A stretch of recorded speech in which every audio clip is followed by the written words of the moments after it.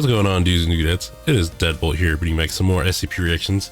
And we also got a guy right here. Look at how big he's gotten. I was actually thinking about doing this video with him, just, crawling around, but I don't want to lose him. And he's been crawling a lot. Well, now, of course, because the camera's on, he stopped.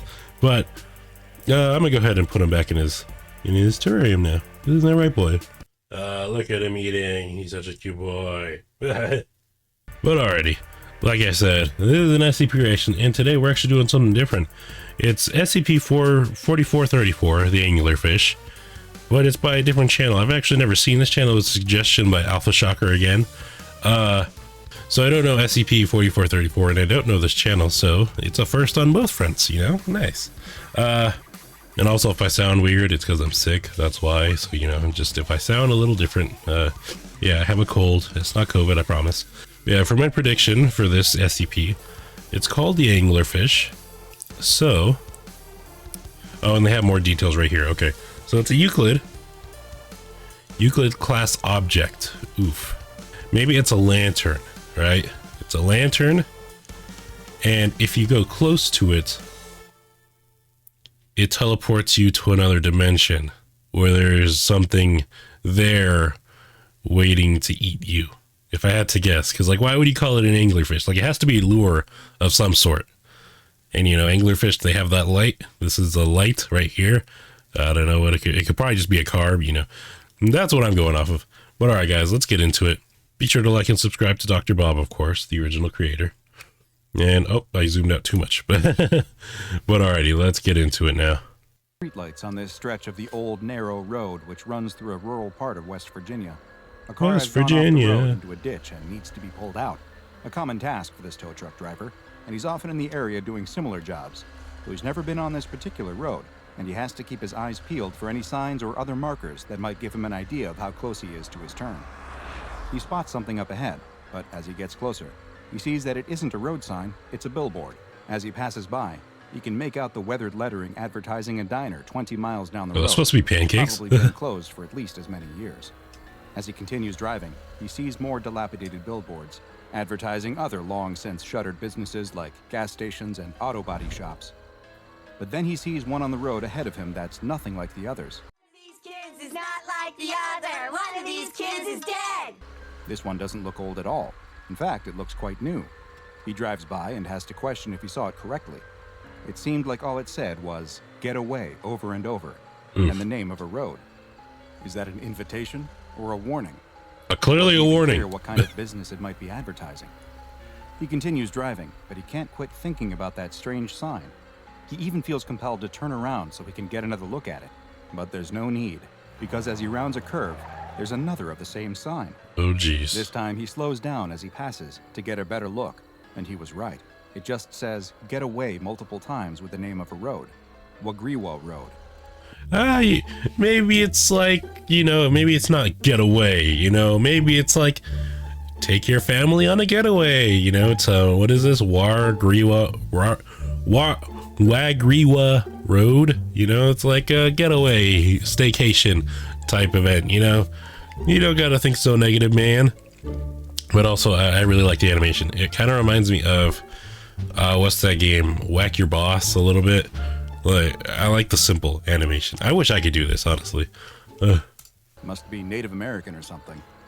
Now he really can't get the billboard out of his mind. What does it mean? What is it advertising? And why is there a third one of them just ahead of him? The getaway. He pulls his truck to the side of the road, stopping with his headlights illuminating the sign. He gets out of the truck and stands in front of the billboard. Why would you do that? Just the same as the others. "Get away," written over and over. Wagriwal Road. He can see now that the background of the sign is a picture of some trees on a gray, cloudy winter day. He also notices for the first time that there's another line at the bottom. "Find what you are looking for." What does it mean? It's a vacation getaway. Wagriwal Road? Where even is that? There's no directions, no address, no phone number. He takes a step back from the sign and looks up and down the darkened road. What is he doing out here on the side of the road? Someone is stranded in a ditch waiting for him and he's staring at a billboard? He gets back into the truck, puts it in gear, and drives away. As he continues down the tree-lined rural road, though, he inevitably finds his thoughts turning back to the signs. Get away. But find what you're looking for? Doesn't make any sense. Or are you supposed to get away to Wagriwal Road? Who would put these up? And why do they look so new? Everything else out here looks like it's for a business that shut down years ago. What are they trying to... He suddenly slams on his brakes and comes to a screeching stop in the middle of the road. His eyes are locked on what's in front of him. His headlights aren't lighting up another billboard, though. This time, it is a worn road sign. Wagriwal Road. I bet. He can't help it. He has to know what's down this road. He has to know what these signs are about. Really? The truck driver can wait a few minutes longer. He turns his truck onto They're the narrow probably gravel dead. road and drives for a few hundred yards, following it around a couple of bends as it winds through the trees until it abruptly ends. There's nothing out here. No buildings, no signs, just what looks to be a dirt path leading deeper into the woods. The tow truck driver switches off the ignition, and the road is plunged into darkness. He reaches under his seat and takes out a flashlight before getting out of the truck. He shines the light into the woods surrounding him, but there's nothing to see. No, wait. There is something, and it's coming down the path out of the trees. Yeah, you deserve this. Phil, is that you? The figure that stepped out of the woods is talking to him. He shines his flashlight at them, and they raise a hand to shade their eyes from the light. Sharon, what are you doing out here? Sharon? Hey, Sharon, you here? It's Sharon, the tow truck driver's ex-wife. But he The thought heck? she'd moved to Colorado after she remarried. Why would she be here? And what was she doing emerging from the Find woods? what you're looking for. Phil, come here. I need It's to a show you lure. something. He No. hesitates for just a moment, but then finds that he's walking towards his ex-wife.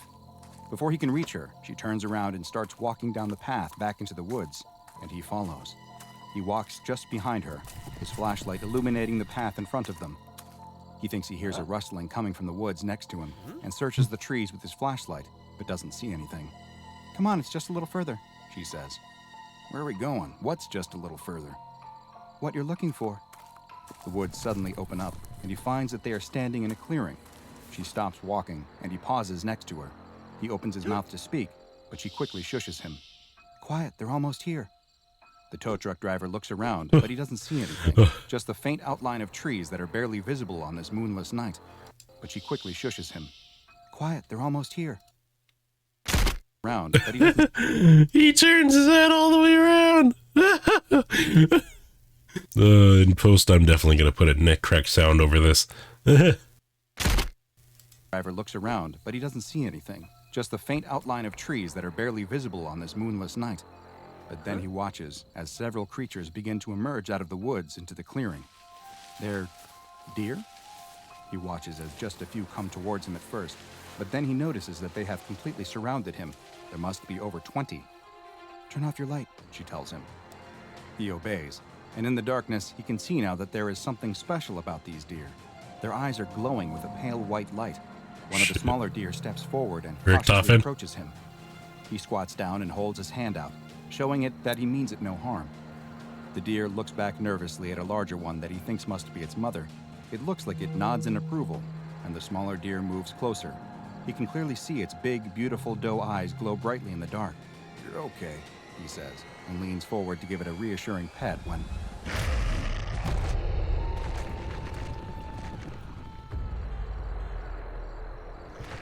Shake my head. Following the mysterious disappearances of multiple people in an area of West Virginia... He deserved that. He definitely deserved that. Like, you're on the job, and you're just like, you know what? I want to do some exploring. I want to just randomly just impromptu detective work right here. Like, come on. And getting out of your car, too. Like, all the time. This was just... He was setting himself up to die. Like, I saw it coming a mile away.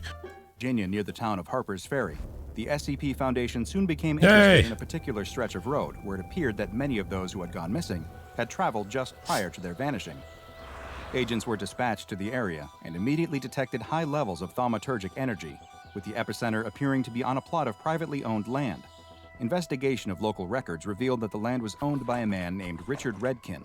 The Foundation staff contacted Mr. Redkin under the guise of being federal agents investigating a crime that had been committed on the property while he was away. Mr. Redkin happily cooperated with the agents, explaining to them that he had never experienced any abnormal events on the property while he was... Wait a minute. Didn't I react to an SCP that was also connected with deer? I remember reacting to a forest, like an SCP that was in a forest, I think, and they also mentioned something about deer. Are those connected? Am I tripping? You know what? It's canon, right? The SCP universe is whatever you decide is canon. Well, guess what? It's canon. They're connected. Was living there, but that he had not resided on the land for some time. Strangely, he claimed to not know the road as Wagriwal Road, insisting that as far as he knew, it had never had an official name, being nothing more than a long driveway out to his property. When asked if he could remember anything else abnormal about the location, he told the agents no, but that his daughter had written many fictional stories about strange happenings on the land, and perhaps those had somehow turned into rumors and then urban legends, though that was a long time ago. When the agents requested to meet with the daughter, he explained that it was impossible. She had drowned many years prior in the nearby Shenandoah River. The agents again examined the local records and found that Mr. Redkin wasn't lying. His daughter really had passed away, and her body was found in the river. The timing of this accident was quite coincidental, though, as it had occurred exactly 1 week before the first missing person in the area was reported. Quickly realizing that something was not quite right with this piece of land, the SCP Foundation authorized the purchase from Mr. Redkin, who was more than happy to sell, and a research outpost was constructed to further investigate the anomalous events, which had collectively been dubbed SCP-4434. While exploring the surrounding area, they soon found what so many others had before. I wonder if the SCP Foundation has the ability to just take that property either way. Because I know in real life, the government can seize your property, even if you don't, like, they'll offer you money, you know, and you can deny it. You have that freedom to deny it. But, like, at the end of the day, they can just seize your property without you even, like, consenting to it. It's pretty fucked up, I know. But yeah, it happens sometimes. Like, I think what they do is they offer you money once, they offer it twice, and then they increase the offer the third time. And if you still deny it after that, they just take it. Like, it's crazy. I don't know if it still happens like in modern day, but I do know that that is a power that the government does possess. They could just take property. Bizarre billboards imploring. Oh yeah. And the whole reason I paused it was because I was wondering if the SCP Foundation also had that ability. Like, if that guy wasn't like, yeah, sure, you could have it, you know, fuck it. What if he was like, no, I've lived here for generations. My Meemaw lived here, and my Meemaw's Meemaw lived here before that, and I'm not giving it up. I wonder if the SCP Foundation could also just be like, yeah, well, we're taking it anyway. Screw you, Meemaw. You know? One to both get away, as well as come to Wagriwal Road to find what you were looking for. The signs, which were designated as SCP-4434-A, were found on roads across the West Virginia, Maryland, and Virginia tri-state area, but their locations would often change, with the billboards only manifesting for short amounts of time before vanishing and reappearing elsewhere. Oh. Bizarrely, when attempts were made to photograph or videotape the signs, the resulting footage would show only a blank white sign. Oh. The Foundation knew that they needed to investigate further, and several experiments were authorized to find just what was happening on the land at the end of the mysterious road. I didn't even... D-Class personnel, D84021, was given a radio and implanted with GPS locators You're gonna die, in bud. his neck, torso, and thigh, and sent down the road with orders to report back on what they experienced. Though unlike the people who had gone missing, he was not shown the billboard prior to entering the area. The D-Class walked to the end of the road, where he reported that a creature was emerging from a path leading into the woods. He soon exclaimed that the creature was a dog that he used to own. The researchers monitoring the test were confused, since the dog had apparently been deceased for some time, and yet, here it was standing in front of him. Although the D-Class had seemed hesitant at the start of the mission, once he saw his childhood dog, all of his fears were set aside, and he willingly followed it deeper into the forest. After 90 seconds, the D-Class reported that he had entered a clearing. He was being... I'm guessing... Okay, so that last guy, he saw his wife. He held his hand out to the deer. The deer was... He sent back a nod of approval to one of the other deer, and then they attacked him. I wonder if because this D-Class didn't see the signs and just went there anyways, I wonder if the result's going to be different. Being surrounded by a group of deer. The reports stopped soon after and were replaced by the sound of screams as D84021 was attacked and apparently consumed by the deer. All right. 2 of the 3 GPS trackers remained active for the next 40 minutes, and SCP researchers followed their path as they moved to the middle of the clearing and then appeared to enter a sinkhole or cave of some sort. That's They the portal. traveled slowly in a winding pattern downward until contact was lost. Portal. Following this test, the Foundation researchers suspected that the creature that would emerge from the woods, which had been designated as SCP-4434-B, was able to change forms into one that would be trusted by those who entered the 4434 area. The deer, on the other hand, seemed to always maintain their appearance, and the whole group was designated as SCP-4434-C. The tests were far from over, though. Of course they For the next, 2 D-classes were sent into SCP-4434 in order to see what form 4434-B would take when more than one person was present. Just like before, an entity emerged from the woods, but this time, it took the form of a young man in a suit who immediately offered to clear any and all debts the D-classes held, as well as expunging their criminal records, freeing them from their life as test subjects. All they would need do is follow him into the woods. The agents monitoring... So, because it's 2, they had to choose one that they both found in common. Okay, so they didn't just go, oh yeah, I'm your grandma, but I, like, at the same time, I also look like your, like, I don't know, daughter, or, you know, pet frog, or, you know, whatever. That's smart. This SCP, I don't know. Like, I'm wondering how it's able to determine that. It's just like, okay, you're 2 different people, but there is like one guard or agent that you've both seen together, you know, that you've both seen, that I can gain your trust with. Like, geez, what if you get 2 D-class from like opposite sides of the world, you know, different SCP foundations, and you're just like, all right, like, just separately, you know, you're just like talking on the phone, just send them here, and then they're gonna do this experiment. You know, they have no prior contact with each other. What happens then? What are they gonna show them then? Man, I don't know. This is a weird one. The test ordered the D-classes not to follow the man, but they were ignored, and the researchers listened as they instead began conversing with SCP-4434-B, seeming to be quite interested in his offer. They soon followed him into the woods, and just over 2 minutes later, they too were attacked and consumed by SCP-4434-C. It appeared now that once someone entered the SCP-4434 area, they were all but helpless to resist the compulsive effects of SCP-4434-B. The Foundation researchers wanted to test the limits of SCP-4434's power, and so they then came up with a rather creative procedure for the next test. Another D-Class personnel was sent down the road, but this one was wearing a body harness that was connected to a pulley system, as well as being equipped with a camera. He was ordered to wait at the edge. Man, the SCP Foundation thinks of fucking everything. Like, I wouldn't have thought to do that. I mean, but then again, I would probably just be like, you know what, let's just set this part of the forest on fire and let's be done with it, you know? GOC style. But still, the SCP Foundation, like, they'll do experiments on everything. They'll drill it down to its bone to figure out how it works and, like, what they can do with it, you know? Edge of the SCP-4434 area until the 4434-B entity appeared. The entity soon emerged, taking the form of a middle-aged woman. As soon as the D-Class was seen conversing with the entity and agreed to follow it, the pulley was engaged in order to forcibly pull him out of the area. This was followed by an entirely unexpected event. The middle-aged woman quickly produced a knife and, with a supernatural speed, severed the rope on the pulley system. Oh, that's creepy. The now freed D-Class stood up, followed the woman into the woods, and was consumed soon after. All right, SCP Foundation. Hello? Jesus Christ, you scared me. Ugh. Ugh. What? Just want to say hello.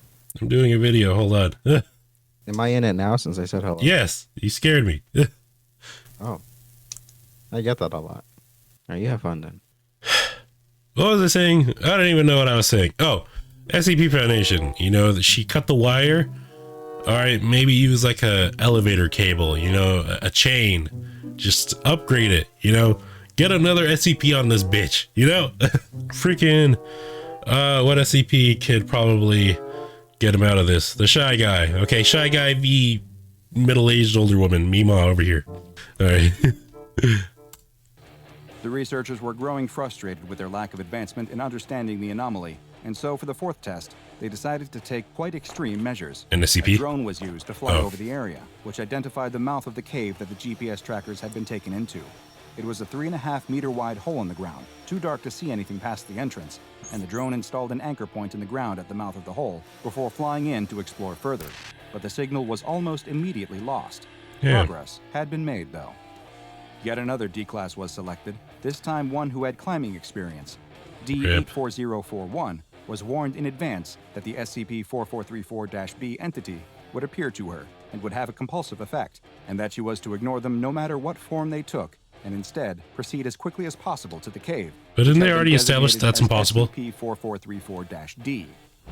D-84041 was taken to the road, and she immediately began running down the path into the woods. She was able to reach the mouth of the cave without seeing any anomalous entities, neither 4434-B nor the carnivorous deer. She quickly attached the rope she had brought to the anchor that was installed by the drone and began rappelling into the hole. As she descended down, she described a normal, rocky cave, one that grew wetter the further down she went. Gross. Surprisingly, she soon reached the bottom, where she found a spherical room, roughly 8 meters across. But this was not anything like the entrance to the cave. The floor of this room wasn't made of rock or dirt. It was more like flesh, and it appeared to be breathing. They're feeding there was it. Something else down there too, a folded piece of paper with writing on it. The D-Class was ordered to pick up the paper, take a sample of the cave floor, and exit the area as soon as possible, as there was no way to predict if the SCP-4434-B and C entities, or something worse, would soon appear. After taking a sample, she began climbing out of the cave. When she emerged, there were still no signs of any anomalous creatures, but she quickly made her way down the road and out of the SCP-4434 area. When she reached... She lived! Ah, finally. Like, I don't know why I like that so much. Just when a bunch of people die to an SCP and there's just one that lives, it's like, victory. No, not all D classes have to die. Reached the waiting agents at the edge of the area, D-84041 handed them the sample and the paper that she found, but then stopped and turned around. Oh, crap. There on the ground, roughly 5 meters away, was a plate of food. No. Without any hesitation, she walked back into the SCP-4434 area, picked up the plate, and walked back into the woods. She was never seen again. God damn it. God damn it. D-class lady, you had one job. You took my joy, my happiness. I was happy for you. And then you just go for some food? Like, not even like, you know, your old dead relative, your childhood pet. No, just food. She was just hungry. She had a small case of the munchies and she was like, all right, this is worth dying for. Like, come on. But also, that kind of makes me think that they let her do that. Like, that was all part of the plan. Like, the reindeer, the deer and all that, you know, or whatever the entity is. Like, that's like their plan. But alrighty. Alright, and my spacebar doesn't want to work. It was now clear that 4434-B could take forms other than just humanoids and animals. As the objects that the D-Class had managed to get out of SCP-4434 were analyzed, the area's former owner, Richard Redkin, was again questioned by Foundation agents. They asked him if there was anything he failed to mention in their previous interview, and he told them that there was one thing that he preferred not to normally discuss. Just before his daughter's death, in addition to her fascination with writing and coming up with stories, she had become obsessed with the occult. Oh, great. When they asked him about the paper they had found within SCP-4... You would think that would be something that just came to your mind immediately during the first interview. Just like, oh, no, nothing wrong with my daughter. I mean, she drowned, so we can't really ask her anything. Oh, yeah, she also loved Satan. just, you know, that detail is usually very important. Just the whole Satan-loving aspect of her personality. She says that every day she wakes up, she's just like, oh, boy, what a great day to love Satan. You know, like, come on, Dad, what's wrong with you? 434-D, he told them that it was very likely that she had written it. The SCP Foundation now understood why they had detected so many thaumaturgic particles in the area, which is the residual energy left over from a particular form of ritualistic practice that is more commonly known as magic or witchcraft. The contents of the paper found in the cave seemed to add additional weight to the theory that his daughter may have been involved in a ritual that led to the creation of SCP-4434. God damn it. Because written on the single page is a poem which reads, "The forest is a sea, the wind is the waves, and the water is the leaves. The streams become undercurrents, the birds become fish, and coral finds its home as fungus, growth sprouting as I wish. The ground is the shore, pulling me by the feet, dragging me down, and pulling me back and forth on repeat. I dove down past the light, down where I couldn't breathe, and found nature looking for a fight. Yes, the forest is a sea, but I've made it barely big enough for me. The forest is a sea, so now something's bound to come eat. Things only became more mysterious, though, when Foundation researchers performed a DNA test on the sample taken from the bottom of the SCP-4434-D cave. What they found was that it was, just as D84041 had described, a flesh-like substance, and that it was a 78.9% match to Melanocytus johnsoni, better known as the deep-sea anglerfish. And there was one final discovery to be made as well.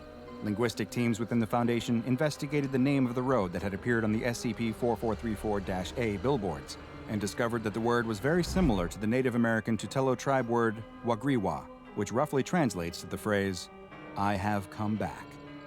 Now you should come back as well by subscribing and turn on notifications to make sure you don't miss a single anomaly, like SCP-054, the water nymph, another strange and perhaps misunderstood creature, as we delve further and further into the SCP Foundation's classified archives.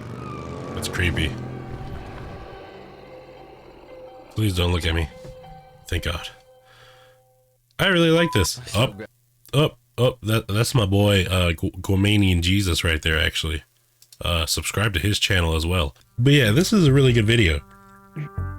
I like the animation style. I like how it's simple, but like you still get like so many emotions from it. I like how it's simple. I like the narration, just how eerie it is. Like, even though the animation kind of looks kooky, you know, just like kind of silly, you know, but it still gives that, it can still give you that feeling of, oh Jesus, something bad's gonna happen. Like, it's just like, yeah, I feel like a jump scare is gonna happen, but there never was. But you know, you still get that horror sensation, which is amazing.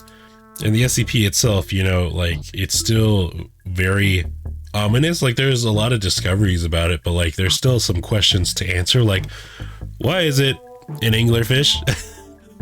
Why was the daughter just a cult member and decided to make a giant anglerfish belly in the middle of the forest? Like, why would he do that? Did Satan go in your ear and just say, hey, anglerfish belly right here, and you're just like, all right, bet, I got you? Like, what's wrong with you? And Dad, why would you hide that? Come on now. But I like all the experiments they did. That's super fun. I think that was like one of my favorite parts of the video, just seeing their process of trying to figure out what this SCP is capable of, what it does, and how to understand it better, you know? And damn it, D-class chick, why did you have to go and die? I was ruined for you, and then you just said, oh, look, plate of food. What was it? Let me see, what was it? This is what you died for? Like a well done steak? A not even cooked chicken? Corn? What are these? Tomatoes? Like the cherry tomatoes? One tortilla chip? And shit. Like, come on. You died for that? But alright, guys. Hope you guys enjoyed. Be sure to leave a like, comment, subscribe. Any feedback would be greatly appreciated. And I will see you guys in the next video. Bye-bye.